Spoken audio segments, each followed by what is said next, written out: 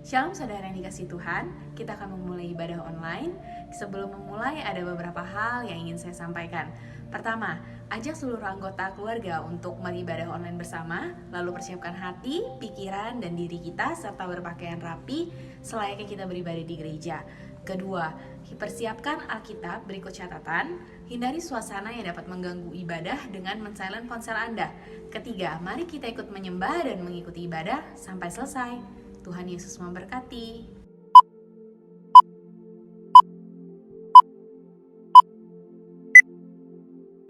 Shalom. Selamat hari Minggu buat kita semua. Ya, kita bersyukur ya. Hari ini Bapak Ibu Saudara kita boleh kembali melakukan ibadah walaupun kita di rumah masing-masing. Tapi saya percaya itu tidak mengurangi semangat kita untuk kita terus memuji Tuhan, untuk kita terus menyembah Tuhan. Amin. Oleh sebab itu saya mengajak kita semua untuk kita datang menyembah dan memuji Tuhan, karena kita percaya bahwa hanya Dia yang layak kita sembah, hanya Dia yang layak kita tinggikan, kita puji. Thank you Jesus, thank you Lord. Terima kasih buat kasih dan karunia dalam kehidupan kami ya Tuhan. Engkau Bapa yang setia, Engkau Bapa yang selalu ada bagi kami. Kami adalah milik-Mu Tuhan, kami adalah kepunyaan-Mu Tuhan. Engkau memandang kami begitu berharga. Terima kasih yang kami bersyukur Bapa atas semua itu Tuhan. Terima kasih Bapa, terima kasih Yesus. Bapa Kau setia, takkan meninggalkan,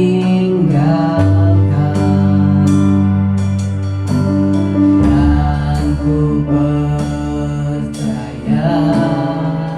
Engkau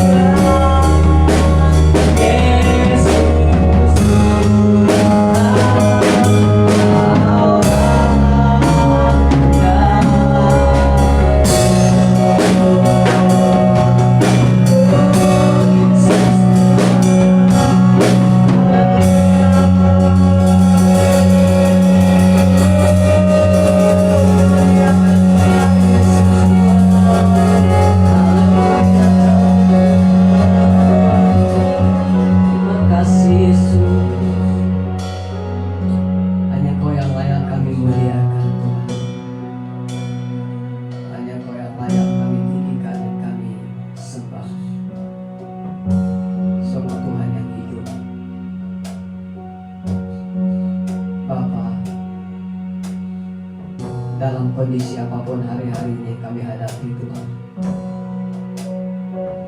Ajar kami Tuhan terus setia kepada-Mu Tuhan. Ajar kami Tuhan terus setia turut perintah-Mu. Karena tanpa Engkau Tuhan, kami tidak bisa berbuat apa-apa. Tanpa Engkau Tuhan, kami tidak bisa melakukan apapun Tuhan. Sebab itu jamah hati kami Tuhan, bahari hati dan pikiran kami, agar kami lebih lagi ya Tuhan Yesus mengandalkan Tuhan dalam kehidupan kami. Terima kasih Bapa, kami menyerahkan semua dalam tangan Tuhan. Akan ibadah ini dalam tangan akhirnya Tuhan, biarlah semua kehendak-Mu yang terjadi. Dan di dalam nama kami Yesus Kristus kami berdoa dan bersyukur. Haleluya, percaya katakan amin. Terima kasih untuk tim praise dan worship yang telah melayani. Mari saudara-saudari terkasih, kita menyiapkan hati dan Alkitab kita untuk mendengarkan firman Tuhan. Sebelumnya kita akan mengucapkan Babel profetik.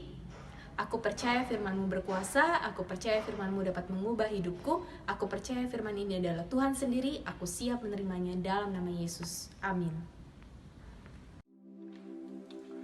Oke, shalom saudara-saudara semua.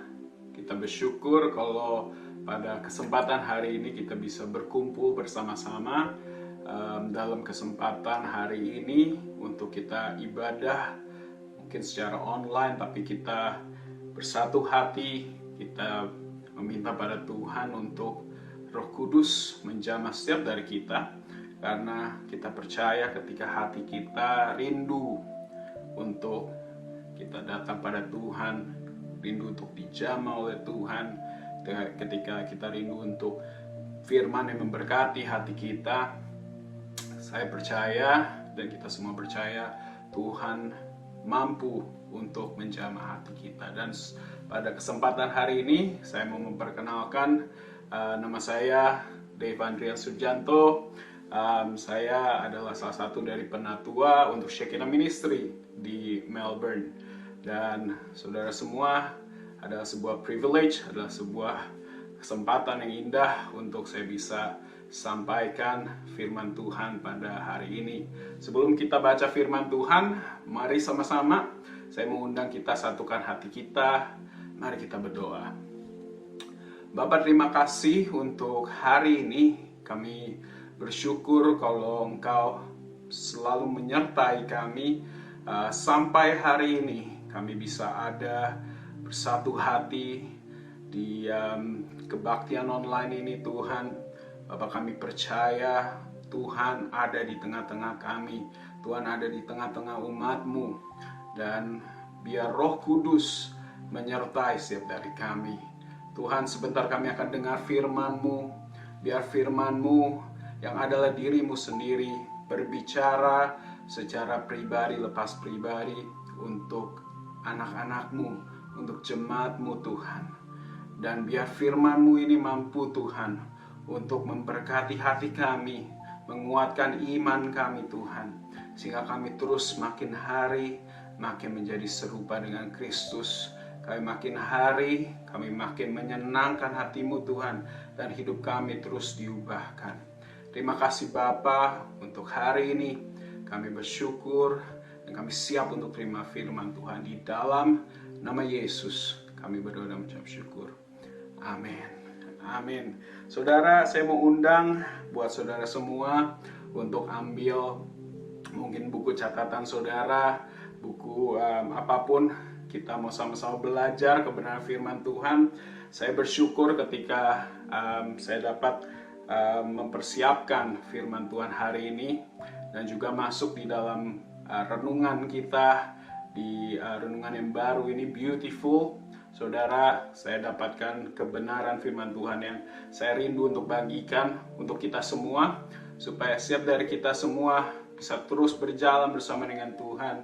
Kita bisa terus berjalan dengan iman yang teguh. Kita bisa terus rasakan penyertaannya hari lepas hari. Saudara, hari ini saya mau bagikan sebuah message, simple aja saudara. Message ini saya beri judul A Great Courage in the Face of Danger. Keberanian yang besar di tengah tantangan. Ini adalah tema khotbah saya pada pagi hari ini. Saudara boleh dibuka sama-sama di Ulangan 31 ayat 6. Mungkin saudara sering dengar firman Tuhan ini. Ulangan 31 ayat 6 yang jadi landasan firman Tuhan pada pagi hari ini. Saudara, dikatakan di Ulangan 31 ayat 6, kuatkan dan teguhkanlah hatimu. Janganlah takut dan jangan gentar karena mereka, sebab Tuhan Allahmu, Dialah yang berjalan menyertai engkau. Ia tidak akan membiarkan engkau dan tidak akan meninggalkan engkau. Saudara, firman Tuhan ini berlaku juga buat kita pada hari ini, saudara. Untuk kita punya kekuatan, untuk kita punya keberanian. Terutama hari-hari ini, kita masih di dalam mungkin masa pandemik COVID-19, saudara. Saudara, ada istilah baru ya yang mungkin sudah mulai beredar di manapun, di Australia, baik di Indonesia, di seluruh dunia. Ada sebuah istilah baru, dan istilah baru ini namanya adalah new normal ya saudara, atau artinya ada kebiasaan yang baru, new normal. Saya beri contoh, saudara, mungkin saudara alami setiap hari new normal, baik di Indonesia, dimanapun. Contohnya hand sanitizer. Saudara, mungkin saat ini setiap dari kita at least mungkin bawa yang namanya botol kecil hand sanitizer. Atau mungkin saudara kalau ke restoran, saudara lihat sekarang di setiap tempat duduk, itu mungkin setiap meja ada hand sanitizer. Dan saudara mungkin dulu jarang pakai hand sanitizer, sekarang mungkin setiap saat hampir baru pegang apa, habis itu hand sanitizer. Ya, itu sebuah new normal di masa-masa saat ini. Saudara juga mungkin kalau saudara lihat new normal adalah kalau saudara mungkin mau masuk ke mungkin mall. Saya lihat di Indonesia masuk mall sekarang gak cuman ngecek bagnya, atau gak cuman ngecek tas yang dibawa, tapi saudara juga dicek suhunya juga, saudara, ya kan? Saudara dicek suhunya. Kalau di Melbourne, saya ke restoran, saudara sebelum masuk dicek dulu suhunya. It's a new normal. Sebelumnya tidak pernah terjadi, tapi karena COVID-19 ini semua mulai dicek. Ada juga yang dicek untuk ditulis data pribadinya, supaya kalau nanti ada apa-apa bisa diberitahu tentang COVID-19 ini. Saudara, ada juga new normal mungkin yang bekerja di kantor atau dalam pekerjaannya, mulai adanya working from home. It's a new normal. Mungkin ya memang dulu ada yang sudah berlaku, tapi sekarang hampir mungkin ada yang bekerja setiap hari di rumah. Saudara, it's a new normal gara-gara COVID-19 ini. Saudara, meeting, mungkin dulu rapat harus physically datang, harus secara fisik datang. Saudara, sekarang bisa online meetingnya, bisa pakai Zoom, bisa pakai Skype. Saudara, semua dilakukan secara baru, cara yang baru. Saudara, nggak cuman keseharian kita, nggak cuman juga pekerjaan kita atau bisnis kita yang berubah. Saudara, juga gereja berubah. Saudara, gereja masuk dalam new normal juga, di mana mungkin ya kebaktian online mungkin jarang dilakukan oleh gereja-gereja, tapi gara-gara COVID-19 ini ada new normal yang baru. Persembahan, mungkin ada beberapa gereja yang harus masukkan ke dalam kantong persembahan, tapi karena new normal ini mungkin sekarang harus ditransfer. Saudara, semua berubah. Saudara mengalami perubahan ke sesuatu yang baru. Saudara, buat kita semua masuk di dalam kebiasaan baru tentunya bukan hal yang mudah. Saudara, banyak juga yang gara-gara COVID-19 ini mengalami perubahan yang drastis di dalam kehidupannya. Mungkin pekerjaannya terpengaruh. Saudara, mata pencahariannya turun drastis mungkin. Usahanya mungkin mengalami perubahan yang sangat signifikan, dan ini bisa membawa ketakutan bagi banyak orang. Saudara, nggak cuma sakit COVID-19 yang membawa kematian, tapi juga stress level atau tingkat stres yang begitu tinggi, itu juga mengkontribusi untuk jumlah kematian pada masa pandemik ini. Saudara, ketakutan, stres itu dialami oleh banyak orang. Dan saudara mungkin juga alami saat ini. Saudara alami mungkin bertanya-tanya, aduh bagaimana untuk masa depan saya? Atau usahanya yang sangat terpengaruh karena COVID-19 ini mungkin berpikir keras supaya bagaimana bisnisnya bisa terus berjalan dan berhasil dan untung. Atau bahkan cukup untuk balik modal aja. Saudara, begitu banyak pertanyaan, pikiran, ketakutan yang mungkin dialami orang-orang saat ini. Tentunya kalau kita terus hidup di dalam ketakutan, kita terus hidup di dalam stres, saudara, hal ini berdampak yang sangat negatif untuk kita semua. Saudara, kita harus ingat bahwa ketakutan ini dipakai iblis untuk menyerang kita juga, anak-anak Tuhan. Saudara, kita tahu bahwa iblis dengan senang hatinya menyerang kita, pikiran kita, setiap saat, setiap waktu. Kita tahu bahwa iblis karakternya dia mencuri, dia membunuh, dan dia membinasakan. Seperti ditulis di dalam Yohanes 10 ayat 10. Saudara, iblis berusaha keras dengan memberikan pikiran yang salah, dengan memberikan ketakutan. Iblis mencoba untuk mencuri sukacita kita. Iblis berusaha untuk membunuh passion, semangat hidup kita. Dan iblis juga berusaha untuk membinasakan masa depan kita. Kita tahu bahwa Tuhan merancangkan hal yang baik, merancangkan masa depan yang penuh dengan hal-hal yang luar biasa, penuh dengan pengharapan, saudara. Nah, sekarang pertanyaannya, bagaimana kita bisa kalahkan ketakutan? Bagaimana kita bisa kalahkan ketakutan? Apakah dengan uang yang begitu banyak bisa mengalahkan ketakutan? Atau kita lari dari tanggung jawab kita, itu cukup bisa mengatasi ketakutan? Saudara, saya ketika renungkan ini, saya dapat sesuatu ya. Saudara, untuk bisa mengalahkan ketakutan, ya kita harus punya namanya keberanian. Saudara, harus punya namanya courage, keberanian. Saudara, gak cuman keberanian yang biasa-biasa saja, tapi juga keberanian yang besar, atau bahasa Inggrisnya disebut a great courage, keberanian yang besar. Saudara, keberanian yang besar, kalau dalam bahasa Inggrisnya adalah keberanian yang besar, bahasa Inggrisnya great courage, dan ada satu kata juga yang sinonim dengan great courage yang disebut valor, atau dalam mungkin saya spelling V-A-L-O-R, valor. Dalam bahasa Ibrani kata valor ini berarti atau diartikan bermakna kail atau K-H-A-Y-I-L, kail. Ya, jadi di dalam bahasa aslinya, bahasa Ibrani, kata great courage itu kail. Ya, saudara.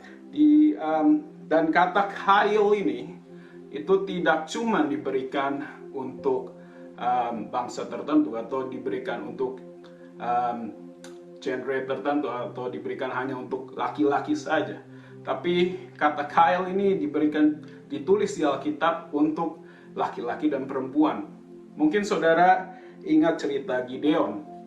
Saudara, Gideon di Hakim-Hakim 6 ayat 11 dan 12. Saudara lihat cerita awal mula Gideon. Gideon adalah orang yang waktu itu sedang mengalami keputusasaan.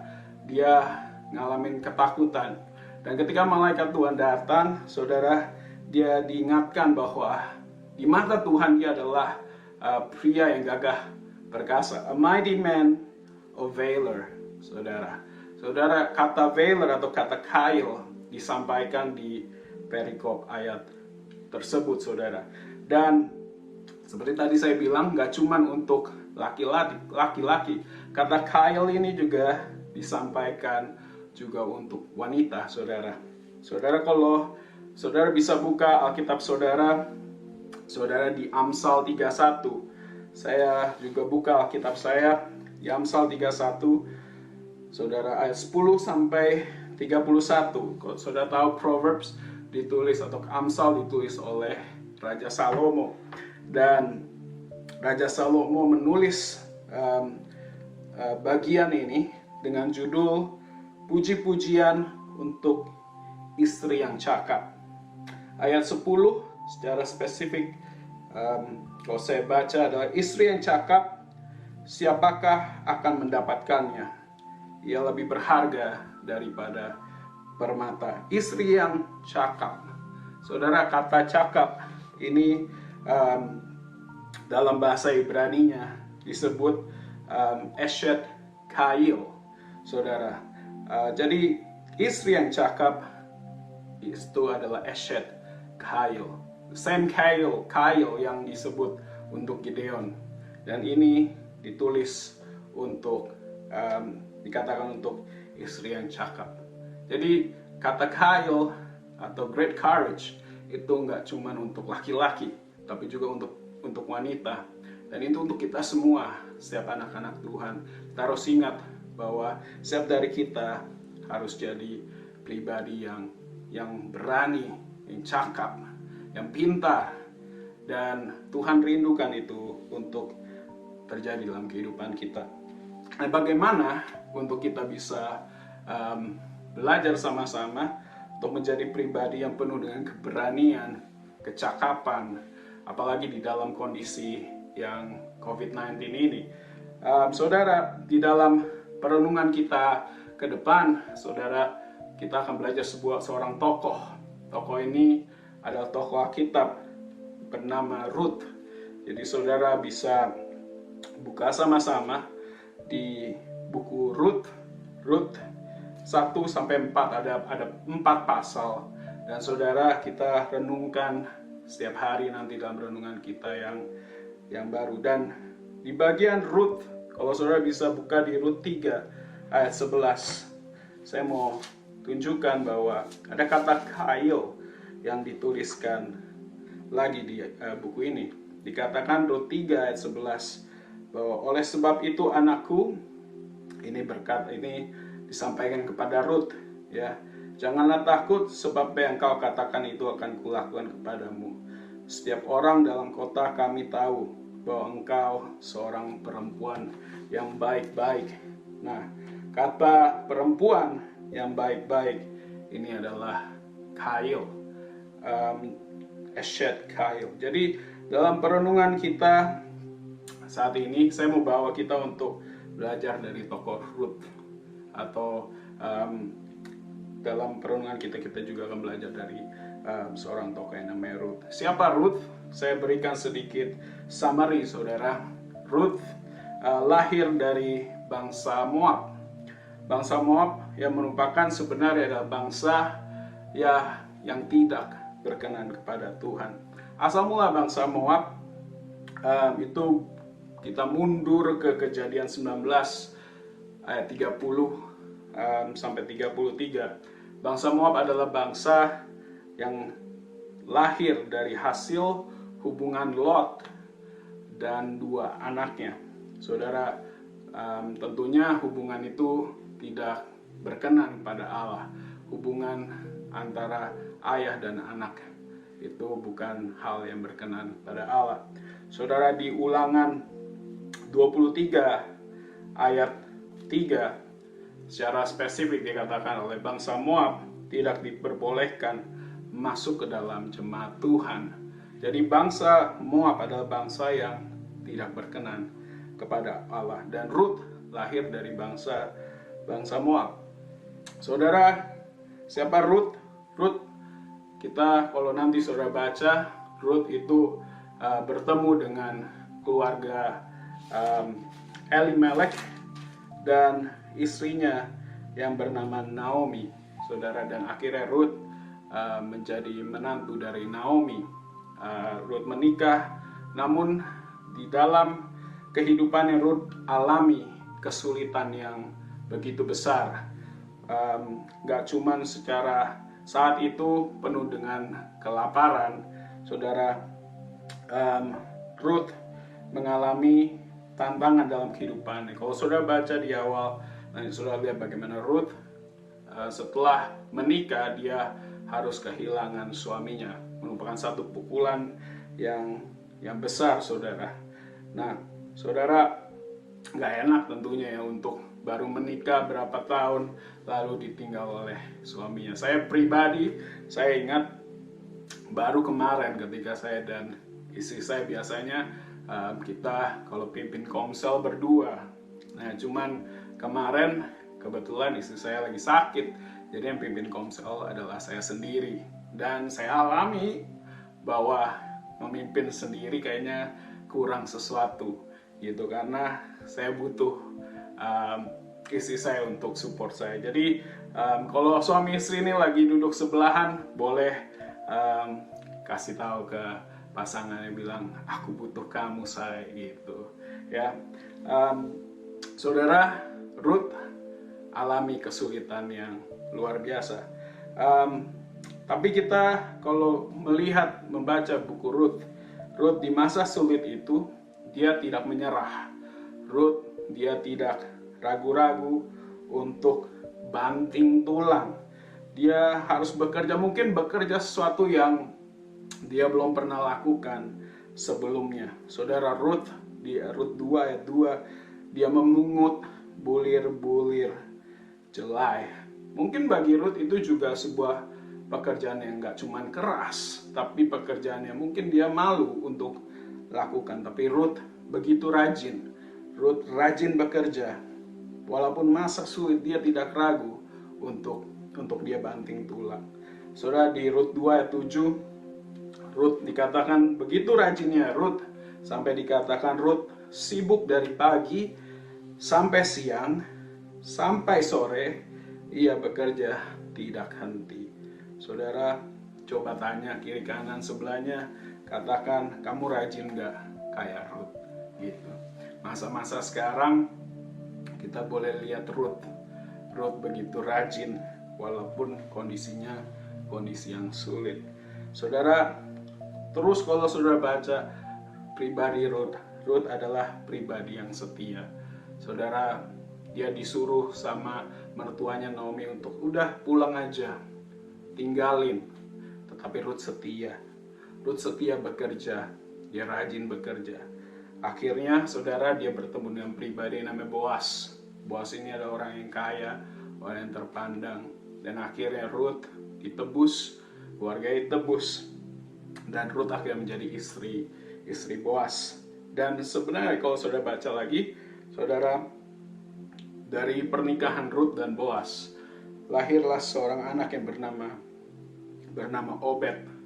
Dan Obed ini adalah raja Isai, dan saudara tahu Isai adalah adalah ayah dari Raja Daud.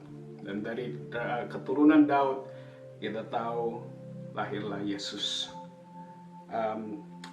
Dan itulah profil dari kehidupan Ruth. Saudara, kita lihat bagaimana dari kehidupan Ruth yang setia, yang tangguh, yang cakap, yang dikatakan tadi Eshet Kail, itu dipancarkan atau ditunjukkan oleh kehidupan Ruth. Saudara, dari seorang yang lahir dari bangsa yang tidak berkenan kepada Allah, saudara, ada terobosan yang kita bisa lihat, ada kehidupan perubahan yang signifikan terjadi dalam kehidupan Ruth. Dari bangsa yang tidak berkenan kepada Allah, menjadi jadi ibu atau nenek moyang dari silsilah keluarga, dari akhirnya lahirlah Yesus. Saudara, dari seorang pribadi yang mungkin bukan siapa-siapa, ternyata dia jadi nenek moyang Raja Daud dan Raja Salomo yang begitu luar biasa. Saudara, kalau kita renungkan, kok ini bisa terjadi? Saudara, itu bisa terjadi. Itu bisa terjadi dalam kehidupan kita. Saudara, perubahan yang signifikan itu terjadi ketika kita terima Yesus di dalam kehidupan kita. Kita yang dulu orangnya berdosa, yang hidupnya mestinya akhirnya adalah maut. Karena dosa, upah dosa adalah maut. Saudara, kita sekarang hidup di dalam janjinya Tuhan. Kita hidup di dalam kemenangan, saudara. Kita yang berdosa menjadi tidak berdosa karena Yesus telah tebus dosa kita. Saudara, dari terobosan yang luar biasa terjadi dari Ruth. Saudara, status sosial Ruth berubah dari posisi yang bawah, berubah ketika ditebus oleh Boaz. Status sosialnya naik. Dia hidup dalam kehidupan yang berbeda. Saudara, itulah hebatnya karya penebusan Kristus. Saudara, pribadi Ruth, Boaz, Naomi itu sama seperti penggambaran seperti ini. Saudara, Boaz menggambarkan Kristus Yesus yang menebus. Saudara, Ruth menggambarkan kita dari orang-orang yang mungkin berdosa. Dia ditebus, Ruth ditebus dan akhirnya menjadi istrinya Boaz. Kita ditebus, kita menjadi gereja Tuhan, menjadi mempelainya Kristus. Dan saat-saat ini di akhir zaman ini, biar Tuhan temukan orang-orang yang menjadi mempelai Kristus yang berkualitas. Jadi orang-orang yang siap, setia bersama dengan sampai pada akhirnya ketika Tuhan Yesus datang kedua kalinya. Kita ditemukan setia. Kita lihat karakter Ruth, itu menunjukkan kesetiaan yang luar biasa. Saudara, kalau Boaz menggambarkan Kristus Yesus yang menebus, Ruth menggambarkan kita yang ditebus. Saudara, Naomi juga menggambarkan Roh Kudus yang membawa Ruth kepada Boaz. Naomi membawa Ruth kepada Boaz. Seperti itu juga Roh Kudus membawa kita kepada Bapa, kepada Kristus Yesus, supaya kita mendekat kepada Dia. Saudara, semua itu terjadi ketika kita terima Yesus di dalam kehidupan kita. Kita terima penebusan yang begitu mahal, yang membawa kita kepada kehidupan yang baru di dalam Tuhan. Saudara, kalau kita kondisi saat ini di bawah saudara seperti Ruth, kita bisa lihat terobosan itu bisa terjadi. Caranya gimana? Milikilah karakter seperti Ruth, woman of valor, penuh dengan keberanian, a great courage. Saudara enggak putus asa, saudara terus berusaha, saudara cakap, saudara mampu, karena ada Tuhan bersama dengan saudara. Saudara, biar kesetiaan dan kecakapan Ruth mengingatkan dan menginspirasi kita untuk hidup terus setia di dalam Tuhan. Saudara, jadi untuk kita bisa terus hidup menjadi orang-orang yang cakap, jadi orang-orang yang penuh keberanian. Saudara, saya mau sampaikan 3 hal buat kita semua. Apa yang harus kita perhatikan, apa yang harus kita lakukan. Poin yang pertama untuk kita semua, hiduplah di dalam takut akan Tuhan. Hiduplah di dalam fear of the Lord. Hiduplah di dalam takut akan Tuhan. Saudara, kalau buka di Amsal 31, kembali kepada puisi yang ditulis oleh Salomo di dalam Amsal 31. Kalau saudara lihat di ayat 30 sampai 31, dituliskan di akhir, istri yang cakap, kemolekan adalah bohong dan kecantikan adalah sia-sia. Tetapi istri yang takut akan Tuhan dipuji-puji. Berilah padanya bagian dari hasil tangannya, biarlah perbuatannya memuji Dia di pintu gerbang. Di situ ditulis, istri yang takut akan Tuhan. Jadi buat kita, untuk kita bisa hidup penuh dengan keberanian, kita bisa hidup seperti karakter Ruth ini, hiduplah di dalam rasa takut akan Tuhan. Dalam segala hal yang kita lakukan, hiduplah dengan sikap takut akan Tuhan. Saudara, saya suka banget hari ini saya juga diingatkan Tuhan dengan kata wisdom, hikmat. Saudara, di Amsal 1 ayat 7 dikatakan takut akan Tuhan adalah permulaan pengetahuan. Saudara, takut akan Tuhan adalah awal dari wisdom yang Tuhan mau berikan dalam kehidupan kita. Saudara, di Amsal 14 ayat 26 saya bacakan, dikatakan, in the fear of the Lord there is strong confidence. Jadi fear of the Lord itu bukan berarti kita hidup dalam ketakutan, saudara. Tapi fear of the Lord adalah kita hidup di dalam rasa kagum kita pada Tuhan. Kita hidup di dalam respect kepada Tuhan. Fear of the Lord yang terutama juga adalah hidup di dalam submission atau sikap tunduk dan taat kepada firman Tuhan.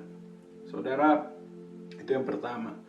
Tuhan ingatkan untuk kita hidup di dalam takut akan Tuhan.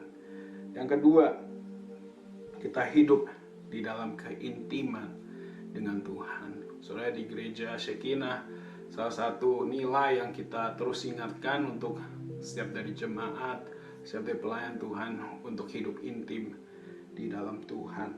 Saudara, Yakobus 4 ayat 8 dikatakan, mendekatlah kepada Allah dan Ia akan mendekat kepadamu.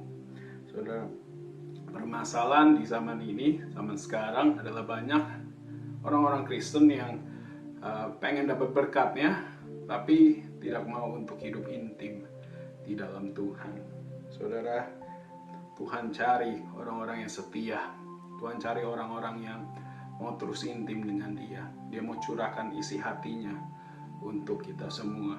Dia mau curahkan hikmat untuk kita semua supaya kita berhasil. Kuncinya adalah keintiman kepada Tuhan. Ada satu quote yang saya senang sekali saya baca, dikatakan, we live in a world of non-stop noise.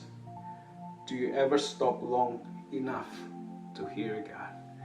Atau dalam translation yang dikatakan, kita hidup saat ini di tengah banyak informasi yang beredar, saudara, yang bisa mengalihkan fokus kehidupan kita.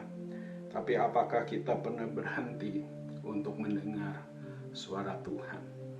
Saudara, yang kedua, Tuhan untuk kita bisa jadi orang yang cakap, orang yang luar biasa. Hiduplah di dalam keintiman dengan Tuhan. Dan yang terakhir, hiduplah di dalam pengucapan syukur kepada Tuhan. Saudara, di 1 Tesalonika 5 ayat 18, bersukacitalah senantiasa, tetaplah berdoa, mengucap syukurlah di dalam segala hal.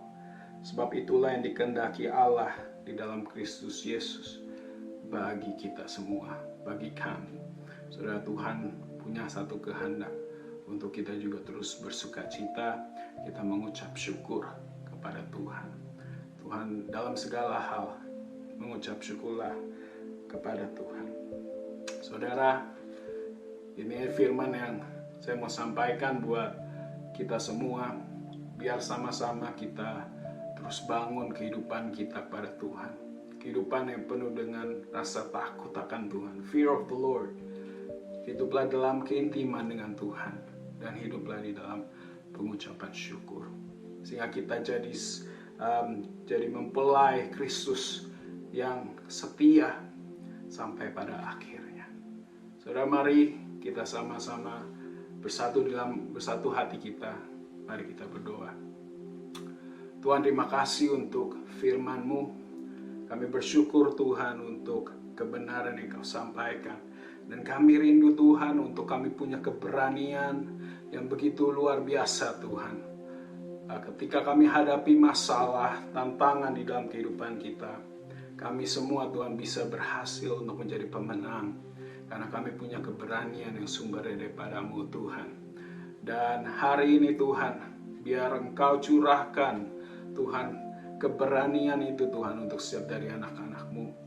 Sehingga setiap dari anak-anak-Mu Tuhan, jemaat-Mu Tuhan, terus hidup dengan rasa takut akan Tuhan. Dengan kerinduan yang terus mau intim dengan Engkau Tuhan. Dan yang keluar dari mulutnya Tuhan, itu penuh dengan pengucapan syukur. Tuhan, Kau berkati setiap orang-orang yang bekerja, setiap orang-orang yang punya usaha Tuhan, setiap keluarga-keluarga Tuhan. Tuhan yang Kau jagai, dan Tuhan Engkau yang berkati. Terima kasih Bapa. Dan mari terima Tuhan, kita angkat tangan kita terima berkat daripada Tuhan. Tuhan memberkati engkau dan melindungi engkau. Tuhan menyinari engkau dengan wajahnya dan memberi engkau kasih karunia. Tuhan menghadapkan wajahnya kepadamu dan memberi engkau damai sejahtera. Biarlah berkat dari Allah Bapa, kasih daripada Yesus Kristus, persekutuan dengan Roh Kudus, bersama-sama dengan saudara dan saya, mulai hari ini sampai kedatangan Tuhan Yesus yang kedua kalinya, dan sampai selama-lamanya.